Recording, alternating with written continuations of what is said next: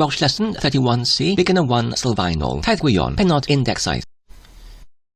Bod hyn fy dydd gyntaf, nid oeddwn ni'n cael fy nisgwyl I weini y disgleidiau i'r byrddau, felly oeddwn ni'n dim ond yn gyfrifol ar gyfer cymryd archebion, pan oeddent y disgleidiad ar gyfer y cwpl yn ei 50au yn barod am ei gwenu, iddynt, fe oedd Gwilym oedd yn ei gwenu, fy ngysberiad nesaf oedd teulu ieuanc gyda cwpl a 2 plant, roedd y cwpl yn ei 20au gyda bachgen o oddeutu 8 oed a genydd o oddeutu 5 oed. Symai pawb, dywysais I, pa ddiodydd a achlaf I cyfal ar eich gyfer hi, sydd oren meddai y genydd, lemoned meddai y bachgen, a beth am madam a sir, gofynnais I y cwpl ieuanc, peint o gwrw ysgyfan, os gwelwch yn dda, meddai'r dyn, gwydro o wyn coch, os gwelwch yn dda, meddai'r fenyw, diolch, a dyma eich diwyllenni, dywedais I yn tradoddi y diwyllenni iddynt. Diolch yn fawr, diwedd y sant nhw, ychydig yn chwerach, fe fies i'n dychwelyd I gymryd eich archebion, a ydych chi'n barod I osod eich archebion, gofynnais I, morgad a slodion mar, os gwelwch yn dda, meddai'r fenyw, lleden a slodion mar, os gwelwch yn dda, meddai'r dyn, corben fras a slodion bach,